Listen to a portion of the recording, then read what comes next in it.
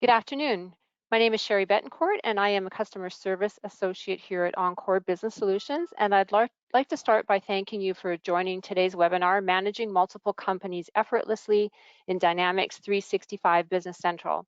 Today, all attendees will be in listen-only mode. So if you have any questions as they come up throughout today's presentation, please type them in the GoToWebinar Q&A or in the chat box in the GoToWebinar control panel. And we will try to leave a few minutes at the end to address any questions if you have. If we run out of time, I'll capture those questions and we'll follow up with you via email. Just a reminder that today's webinar is being recorded and you will receive a link to the recording in the coming days so that you can go ahead and review anything that you heard today or share that presentation out with your colleagues. At this point, I'm going to turn over today's webinar to the team from Binary Stream. Thank you. Thank you so much. And thank you everyone for joining us today. Let me start out by just going over our agenda really quickly. We'll be going over an introduction, and today we are excited to be showing you a customer use case.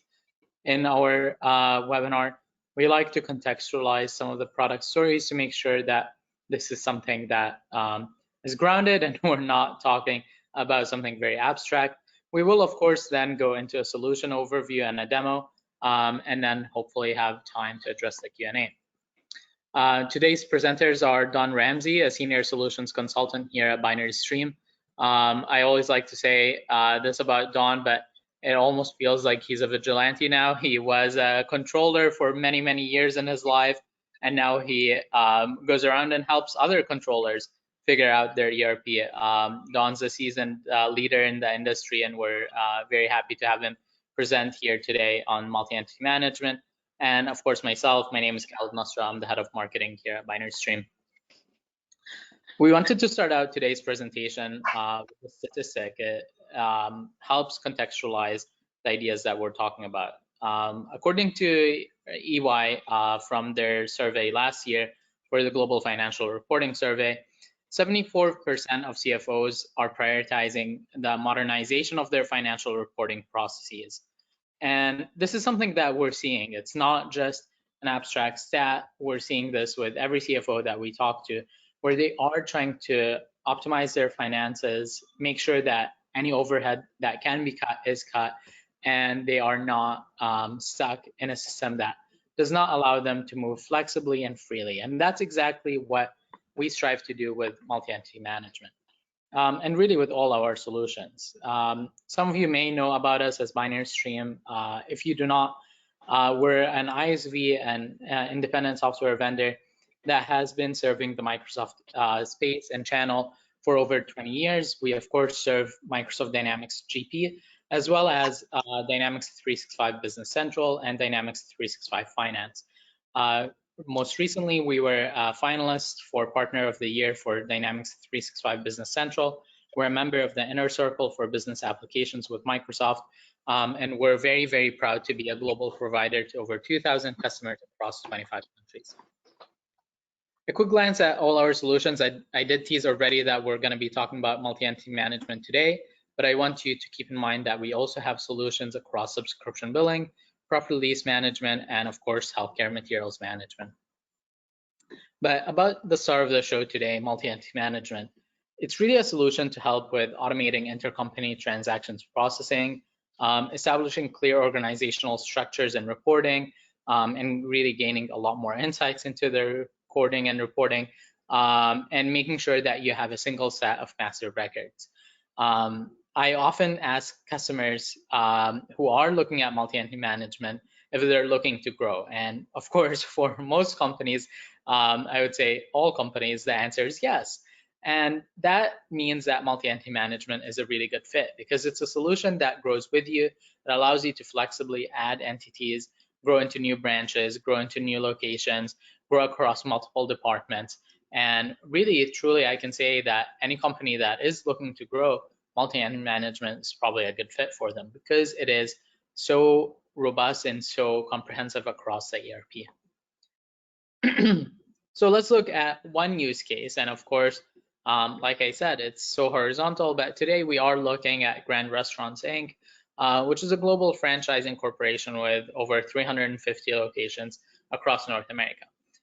They do have a head regional location that manages all their vendor relations, everything else that they have across, but the process for them is very tedious. They can't really look into all the different locations that they have. They struggle to have any transactions between the warehouses, and that's really hampering their growth. So some of their goals, are streamlining intercompany transactions, improving their financial processes, and centralizing reporting across multiple entities. I'm sure that for a lot of you, these three goals resonate, and that's because they are the goals for almost any company that has multiple locations. You're probably looking at exactly the same things, but unfortunately, there are challenges that stand in the way. There's a lot of manual processes. If you're trying to go through Dynamics 365 Business Central, on its own, you're going to have to go through multiple windows, multiple approval processes for transactions between your entities. You're going to have to repeat some of the processes in multiple companies, and there isn't a way that you can store any criteria or any of the data in a way that can match all across your companies. And you have that problem with the accessibility to insights if you're trying to look at your financial health across multiple companies or a specific region or one group of companies. That is going to create a lot of tedious and manual labor for you. You're probably going to have to take the data out into Excel or some other tool and then be able to slice and dice it. And of course, you have a lot of complication with your security structures. If you have a regional manager who should only see the regional data and a branch manager who should only see the branch data, that creates a whole lot of complications. So how do we solve it? Well, that's what we're going to see in the live demo. So I'm going to hand it over to you, Dawn, and I'm sure you're going to knock out the demo. I'll pass over the presenter rights to you now. All right, as soon as I see presenter rights, I will share my screen. Awesome. And let's see what screen I want to show. Make sure I show you the right one. Give me a second. All right.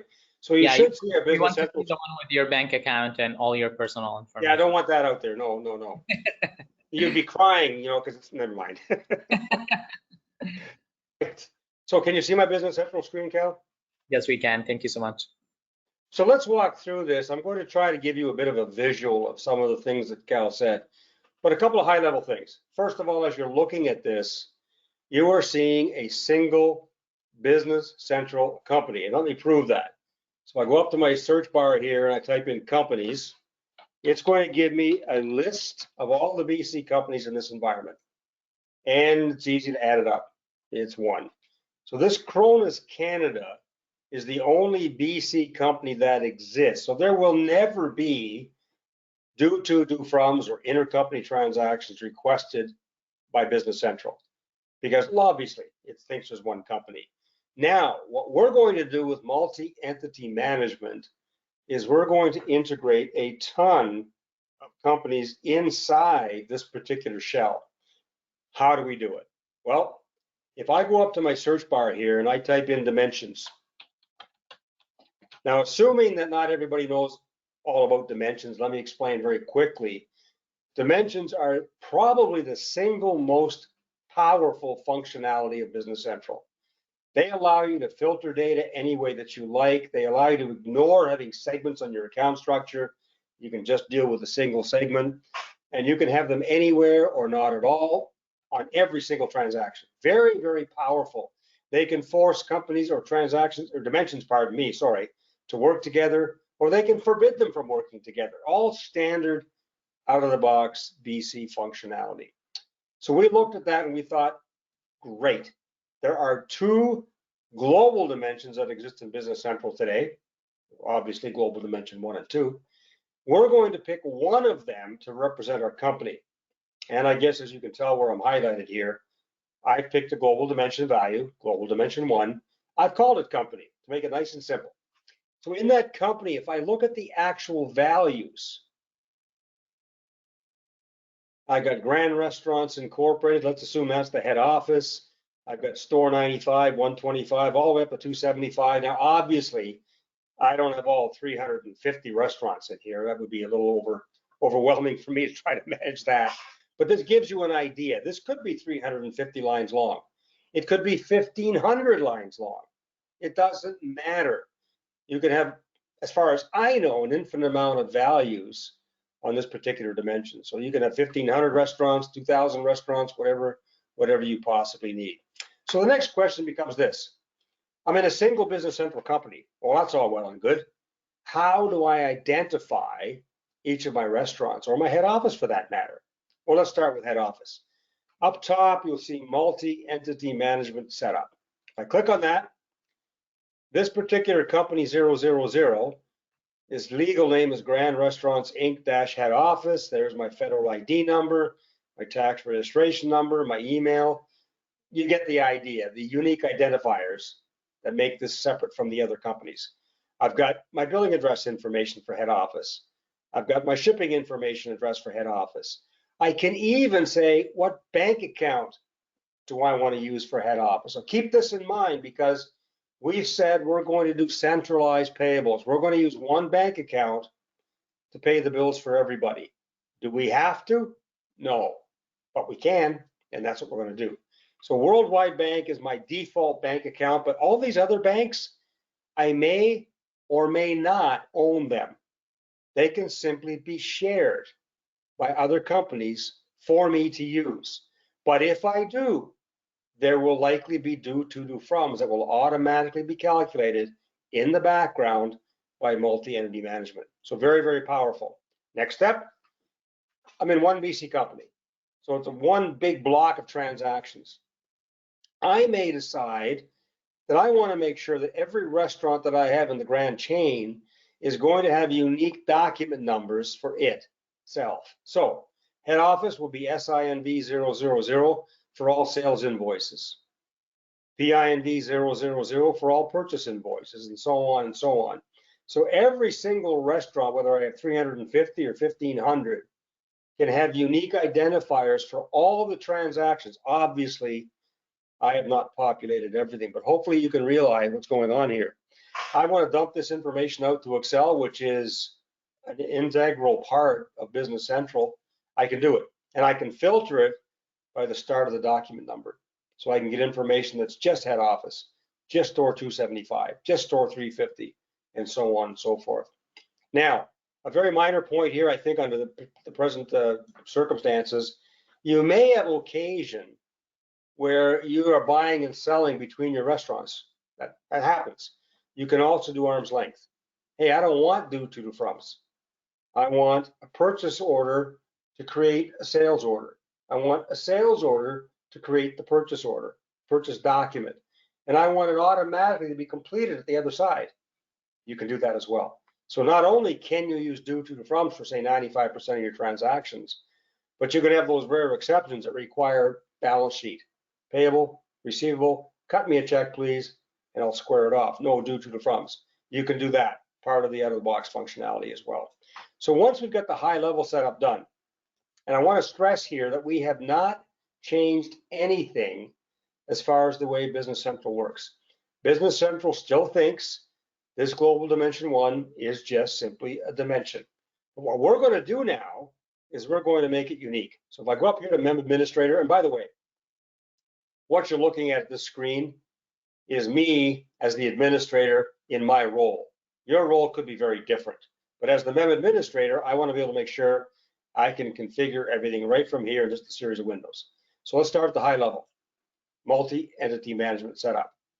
I just explained we're using global dimension 1 to represent our restaurants, all right?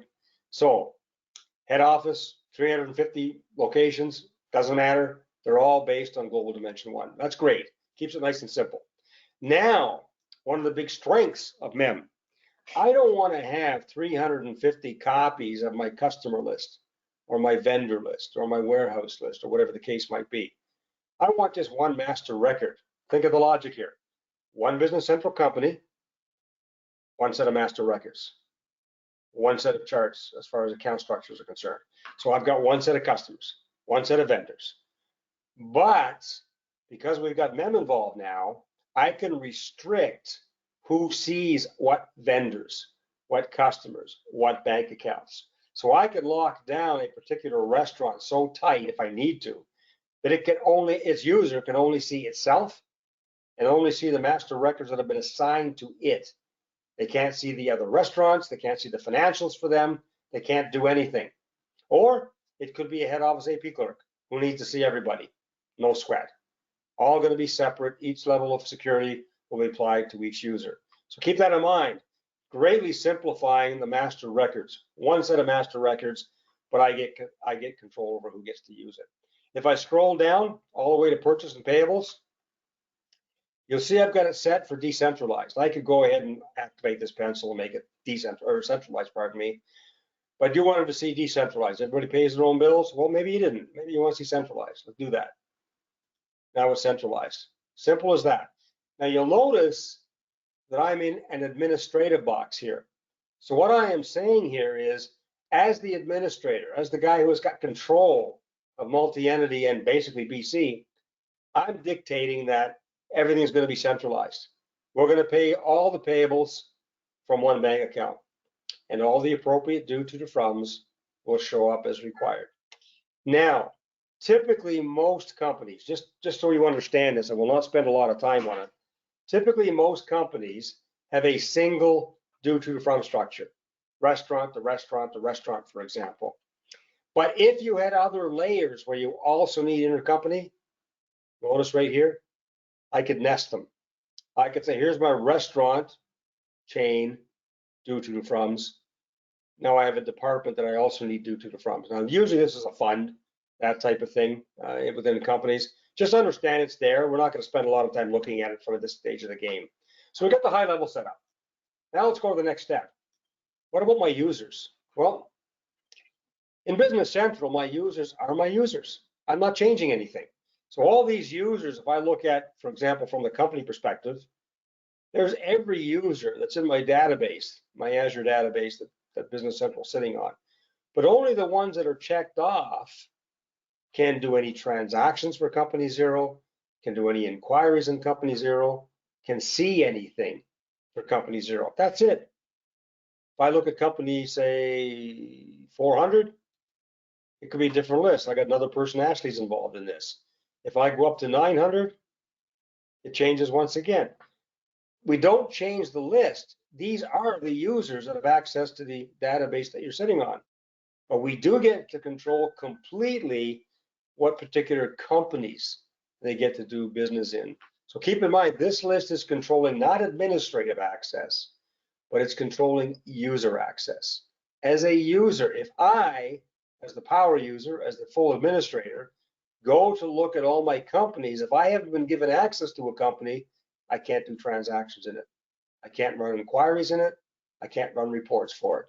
It just doesn't exist from a user perspective. So that's my user setup. And by the way, while I'm showing you the nice and exciting step-by-step, mouse click by mouse click, keep in mind, we can import this from Excel spreadsheet as well. The setup is I'm talking about. So now I've got my users assigned. What companies can they access? Now let's step up to the company level. What can they see as far as my master records are concerned? So keep that in mind, a single set of master records, a single chart of accounts, single vendor file, single bank account file.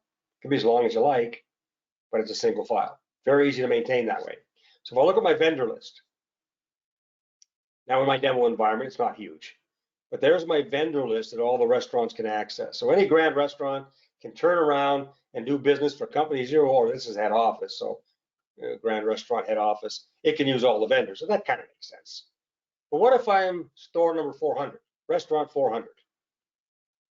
My master list is going to be 3 vendors deep. So if I'm the administrator for restaurant 400, I can come in here and I want to buy food supplies or whatever the case might be. These are the vendors I have access to. The others won't show up. They're simply not available, and there's nothing I can do about it. They do not exist. It's as simple as that. All right. And that would apply to any of the master record items that you see here. So very, very quick and easy. So hopefully you get the idea. We've got the dimension value dictating what restaurants we have. Now we've got our users that are standard Business Central database users. We're restricting them to what restaurants they can see. Now we're turning around and saying, okay, for the restaurants themselves, what master records can they see? So you can see how we're tightening it down.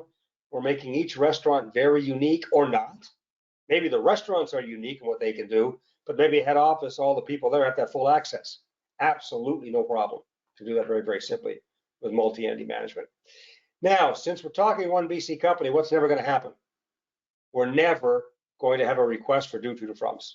Not from BC, but MEM we will. And therefore, we need to have our due to froms configured. Now, apologize in advance. Me as an accountant, I like it very unique. Intercompany, company 0 owes company 100. What's going to be in there? Only transactions from company 0 that owes company 100. Now that sounds great when I got 4 or 5 or 10 companies. But if I had 1,500 companies and I made every relationship unique, I'd have 1 million or 2 accounts. Well, that's not going to work. So what else could we do? Well, I could do this. I could just simply say I have 2 accounts, intercompany AP, intercompany AR, and I'm done. And that's it. Now, why do I get away with that, or why can I get away with that? Because every single transaction in this account number will be identified by owner. So I will know if it was head office or restaurant 350 or restaurant 175. I will know, even though it's captured in a single account structure. And at the end of the process, I'll show you that in action. So basically, that gives you a high-level overview of how MEM works. Now, is there more? Yes. But in the time that we have, let's go take a look at actual transactions. So I'm going to pick on the standard purchase invoice. As you see what I'm doing here so far, it is standard Business Central. I have not recoded anything. However, with the MEM layer of security, you'll notice this company dimension here is now MEM enabled. So this belongs to company or restaurant 00. This belongs to restaurant 100. This one to restaurant 600. So all the zeros are head office. All the other numbers are particular restaurants. Now, we said we had 350. Looks like I have 600, but who cares? I got a lot of restaurants.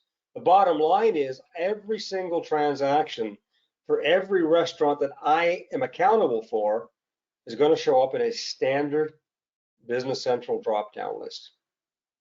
Now, what if I wanted to do a transaction in restaurant 200? Well, up here to new. Do I have access to 200?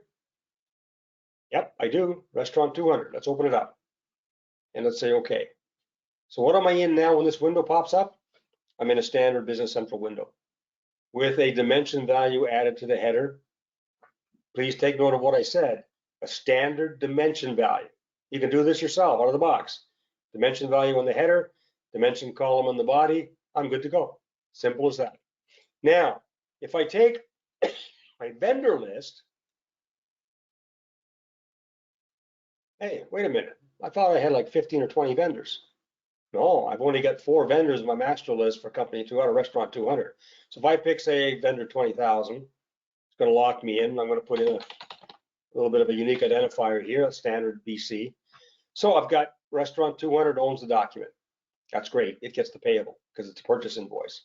If this was a sales invoice, it would look exactly the same, but it would be who gets the receivable. Bottom line. Who gets, in this case, the expense? Well, it's also restaurant 200. That's wonderful. So let's go. Let's say we're paying an insurance bill. All right, so we got this insurance bill here. When it processes, we're going to have just one of them, and it's 20 grand. Insurance bill. Company 200 gets 200, pardon me, gets the payable. Restaurant 200 gets the expense. Well, if there's any accountants listening in, there's nothing going to show up here other than the 2-line distribution. Payable, expense, done, it's over. But what if I had access to company or restaurant 000 head office, and I'm working at a restaurant 200 right now? Well, I could buy this piece of insurance. I'm going to have the payable in restaurant 200, but guess what? They get the expense. So if I look at this, go to my posting, preview. I should have a 4-line distribution that's going to show up here in just a couple of minutes. And when it shows up, why is it 4 lines? Because I've got the owner of the transaction getting the payable, restaurant 200. I got head office getting the expense, so there's IOUs here. You'll notice nothing in here is editable. It's locked in place. It's 100% balanced.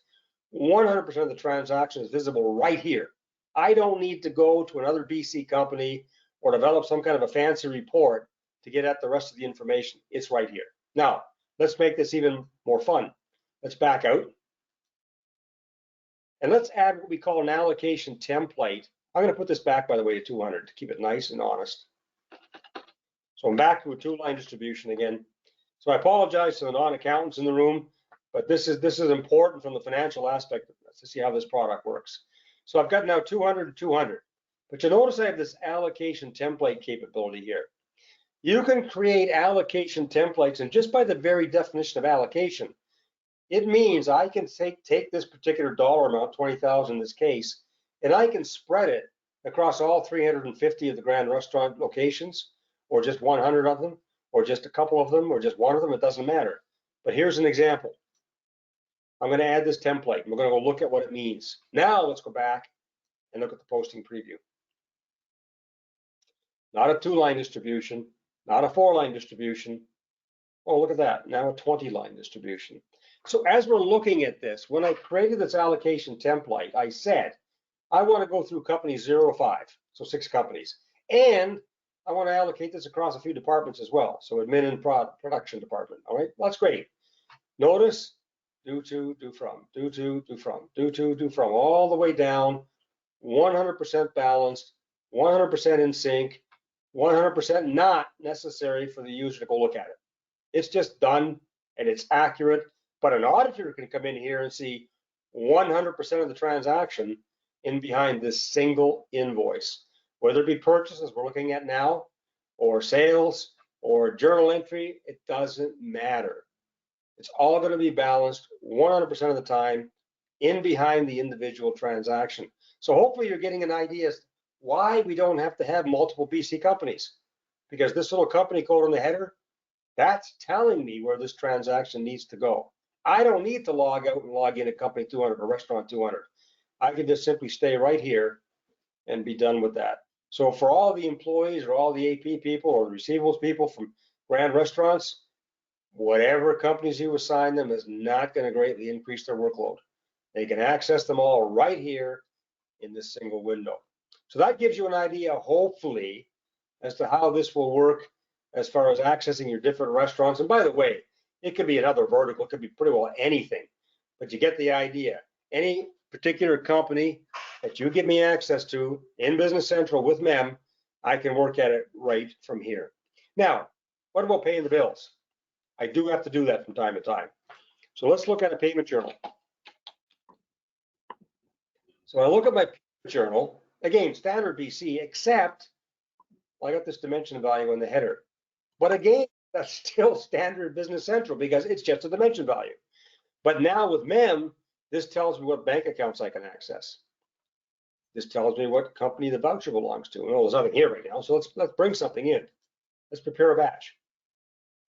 I'm going to leave all the defaults there, but I do want to explain. You notice this company, if I want to, I can filter by whatever companies I have access to. So I can shift click, control click, and I can pick 0 and 3 or 0 and 3 and 5 or 6, whatever I want.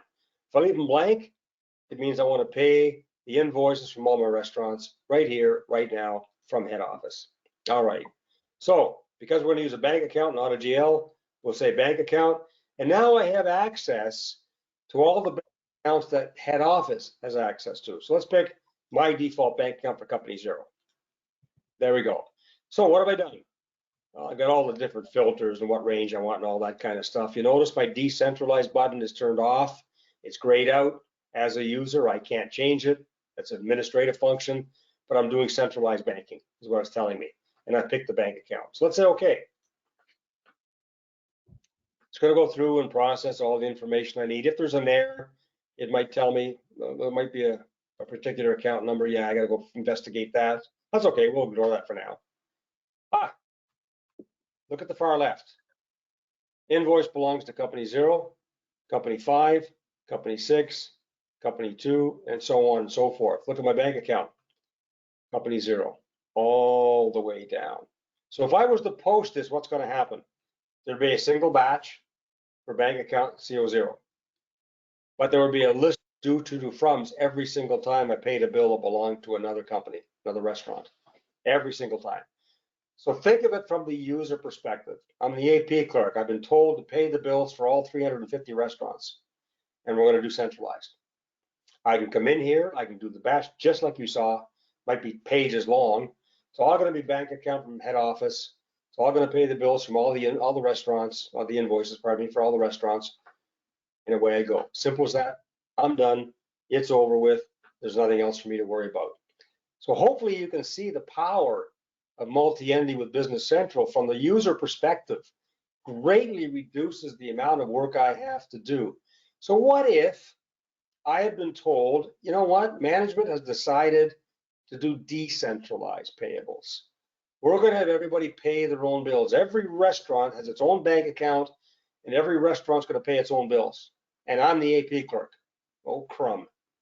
Well, not necessarily so. I would have come in here because decentralized would have already been checked. I would have run my batch. I wouldn't have picked the bank account because who knows? I don't know. And it would have said company 0, well, it would have been this bank account. Company 600 or 500 would have been Deutsche Bank. Company 200 would have been Bank CO2. Company 100 would have been Bank CO1, and so on and so forth. You get the idea? No extra work for me as the AP clerk. I just run the batch. If I post the batch as decentralized, all the due to froms will automatically be calculated. I'll have a batch per bank account. I'm done. Away I go. Standard BC after that. If I do centralized like I did here, one batch, this bank account, all the appropriate due to the froms. Decentralized, there are no due to the froms. Centralized, there'll be due to the froms every time I pay a bill that belongs to some other company other than head office. So the restaurants can pay their own bills or not. Maybe I do that in head office. So keep that in mind. Whoops, sorry. I was going to manage that without selecting more. So keep the power of that in mind. We haven't created any extra work. And yet, whether it be 350 grand restaurants, 1,500 grand restaurants, I don't need to add staff to go ahead and pay the bills for them all. I can just have that same person run the batch, regardless of the size of it, regardless of how many locations we have. It is no extra work for the AP clerk. So think of that from anybody who's got responsibility of doing transactions. They can transact in one window to any company they have access to. They do not ever have to come up here to the far right, go ahead and say, you know what, I'm working not in Kronos Canada today, but I'm working in one of these other 350 companies in this line. Go to the transactions there, come back, work in another company. Nah, you just work right here in all the companies that you have access to. So that gets us down with about 5 minutes or 10 minutes left with taking a look at what's going to happen when I gather all this information together. What's it going to look like? What can I do? So I showed you a purchase invoice. I could have showed you a general journal. I could have showed you a job. I could have shown you a sales invoice, all of that. But I do want to go to sales invoices for a minute because I want to show you another functionality that you might find extremely powerful. If I look at the sales invoices, and let's look at posted sales invoices, just to show you this. When I look at posted sales invoices, you'll notice that I have a company dimension value over here. Again, BC, standard dimension value. But we now know that we've picked that to be my company identifier. So you'll notice I've got invoices from 100, and if I scroll down far enough, I might have 200. But what if I'm looking for a particular invoice? And I've got 350 BC companies. Oh, crumb. I hope I know the company or the restaurant it's referring to. But what if all I have is a document number? Let's say it's 10381 something or other. And it was restaurant 100. Oh, there it is. Or there it is. Okay, it's this one here. Pop open this particular document, and it's going to give me the posted sales invoice preview, restaurant 100, restaurant 100. So I know there's no due to the froms here, and away I go. It's done. That's it. I did not have to for installs. I just simply put my document number in, and away I went. From an accounting perspective, what I find very powerful about this is it is standard Business Central. I'm not reinventing the wheel. BC looks at that company code as just a dimension value. MEM is the one that's putting security on there. BC gives you everything that you've asked for as long as it coincides with the security. One final thing in here, just to give you a feel, if I was to look at my chart of accounts, and then I'm going to take a look at a couple of reports for you, and we'll go from there. We'll look at my chart of accounts. You'll notice in BC, it's very simple. Single segment. So we've got MEM in here, and we've got a single chart of accounts. Well, how do we keep track of everything? Well, let's look at my vendor file for my domestic vendors. I've got a lot of activity in there. There's my standard card, nothing unusual there. I want to go ahead and I want to look at my account ledgers. Let's look at all my ledger entries for this particular account number. Look at 100, 0, 200, 400, whatever's in here. Won't be 900, by the way, because I don't have access to 900.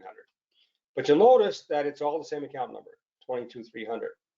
So it's almost as if MEM says this account number is actually 100-22,300, 000-22,300. So it keeps all the balance sheet and the P&L, all the transactions separated by the particular restaurant that applies to it. Now, that's kind of busy. I could dump it out to Excel, but what if I want to take another look at it from a different perspective? So let's back out of here. Let's go back to the actual card itself and take a look at what it gives me. So when I look at the card itself, let's say my boss comes in and says, Don, we want you to take a look. I think I went out. Let's go back in. We want you to take a look at what's in this account, say for restaurant 100. In other words, head office. We want to see what head office has. Okay, great. Balance, GL balance by dimension. Now, if I stop right here for a second, understand that dimension is a standard BC function again. So this is a standard BC tool that I'm using here. But when I open it up, it's going to give me the ability to filter by the company, i.e. global dimension 1. So 000. So if I look at the matrix, in other words, all the data that's in here, I got 600,000. Look at my line. I filtered this by value 000. So all I've got is the transactions from head office, restaurant, grand restaurant 000. And that's it. Same account number all the way down. Same restaurant number all the way down. Very, very powerful from that aspect of it. So keep that in mind. You've got access and filtering capabilities for every account number that you have, even though it's a standard single segment account structure, but MEM will keep track of every transaction, what company created it, if there was any expenses shared or any revenue shared, it will track all of that on your behalf. So what does it mean at the end of the day as far as reporting is concerned? Let's take just a couple of minutes and let's go back and take a look at that before I turn it back to Cal. So when I get to the reporting aspect of this, we're using the standard out-of-the-box built-in multi-entity, the built-in Business Central reports, but we're going to modify them so they respect the security that you've set up with multi-entity management. So I'll just type MEM. So it says here I got 50 reports. That's a fib. I got more like 400, but this is 50 per page. So I've got these reports. You notice the jobs module, the services module, the resources for manufacturing typically, and so on and so forth. I've got all the built-in standard Business Central SQL Server style reports that we have modified, removed the BC reports, left you with the MEM reports with the appropriate level of security in place. That's wonderful. So let's take a little more of a filter here. MEM income. Income statement by entity. So without opening this up, what's it telling me? If I want a consolidated for any number of the restaurants that I choose, I can go select them and I can get a consolidated financial. But what if I want all 350 of my restaurants and I want to get a per restaurant financial? I would click this and I'd get a per restaurant financial report. Pretty powerful when you think about that. All right. So if I open and I type in this date, and I say preview this is all standard BC. You notice I've gotten, excuse me for the layout, that's my own demo environment, but there's restaurant 0 head office, and there's its income statement. There is restaurant 100 and its income statement. Location 125 and its income statement, and so on and so on and so on. Once again, from a user perspective, all I need to know is, hey, what restaurants do you want a financial for? Bang, I'm done, one window. And this could go to Excel, PDF, Word document, or what I like, a report schedule using the built-in Business Central job queue. Very, very powerful from that aspect of it. And just to give you one final feel for what MEM enables you to do as far as data management, let's look at my MEM vendor reports. It says I got 21. That's a lot of vendor reports, 1099 reports, and so on. Second from the bottom, the penultimate report, detail trial balance by entity. Let's look at that. This is a great visual from my perspective. So I'm going to say 123120022 if it lets me. Again, I can send it to PDF and so on and so forth, but I'm going to preview it. So as of the end of the year, I know it's a little bit in the future, but let's see what it tells me. Restaurant 000, Grand Restaurant Head Office. Fabricam, vendor number 10,000, $17,000. Restaurant 95, 10,000 Fabricam, 108,000. Restaurant number, what is it, 12 or 125 actually? It's a little fold over there. Again, Fabricam, vendor 10,000, 34,000. So you get the idea. Because you're identifying each and every transaction with them, it's no problem for them to keep track of what the balance sheet should look like, what the vendor aging should look like, what the customer aging should look like. It's going to keep track of all that information for you and allow you to make sure you get proper financial reports, whether it be income statement, trial balance, vendor trial balance, customer record, whatever you need. It's going to make sure that it's accurate and in harmony with the information that you put into the system. Always going to be in balance, always going to add up to exactly the right amount of dollars as the consolidate would give you, but you've got now control. One user on the AP side can do all the work, one user on the AR side can do all the work, and that's an oversimplification, but you get the idea. You can stop people from wasting their time moving from install to install or BC client to BC client. They can just simply work in one environment like you're seeing right in front of you, information. So guys, at a very high level, I've left hopefully 10 or 15 minutes for any kind of questions or thoughts. That's MEM. It isn't much more complicated than what you've seen. So don't imagine in the back of your mind, oh my God, there's going to be all sorts of things in behind the scenes that make this very, very difficult. There isn't. MEM is a very logical product that's been around for 20 some years. It started off in the GP world. As soon as BC was born in its infancy, we brought it over here, and it's been extremely well received by many, many clients worldwide already. So that's it. I will pass off the sharing to somebody else, and I'm good to go. Thank you, Don. What a great demo. You can share the screen to me. Okay, I'm stop sharing. Give. Hold on there. It's coming. There's Cal right there, and I'll say yes. Anya, I'll just wait to you, sir. Awesome. Thank you so much. Great. Hopefully everyone benefited from seeing MEM in environment. I know it's very challenging to see everything that it has. I wish we could have you, Don, for 5 hours just to show everything. But I know that it's very applicable, and like the ideas that MEM has are genuinely simple. It's just something that is very intuitive to business. But what's great is that it's so comprehensive, but not at all complicated. So let me go into a bit of a discussion here about the localizations that we have for MEM. Of course, we want to make sure that it is available in as many countries as possible. So if you do have corporations or different branches across the world, we can support multiple different countries. And we do have intercompany bridge coming up, which will allow us to do a lot of what you saw in multi-entity management in conjunction with managing multiple fiscal year ends and multiple functional currencies. So definitely stay tuned for that. MEM is also a solution that is very integration happy. Like you've seen from the demo, it is so intrinsic to every part of your ERP and becomes part and parcel of Business Central. So it is really important for us to make sure that it integrates with other solutions, that it continues to empower your team. So if there is an integration that you're looking for that you don't see here, odds are it probably got added already by the time you talk to us, because our team is always hard at work to make sure that any integration that is popular is being added in.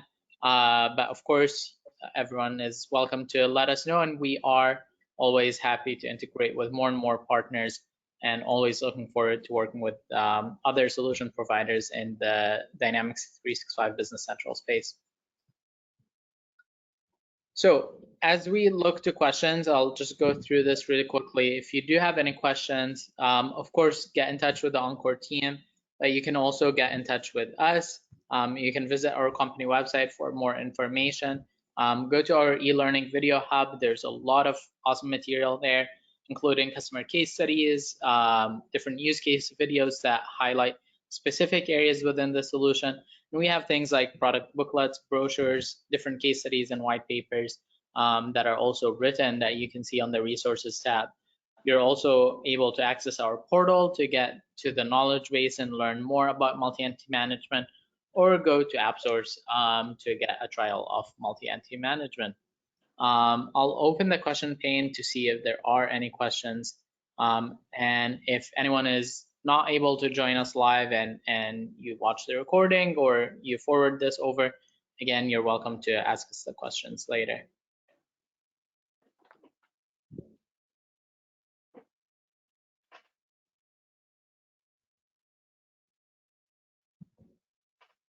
Okay. I don't think that I'm seeing any questions right now. So I'll hand it over to the Encore team to wrap it up.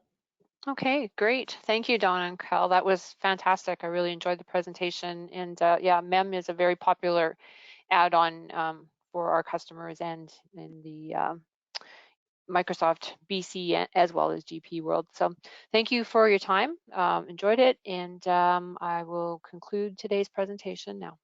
Thank you. All right, you're welcome. Thank you so much.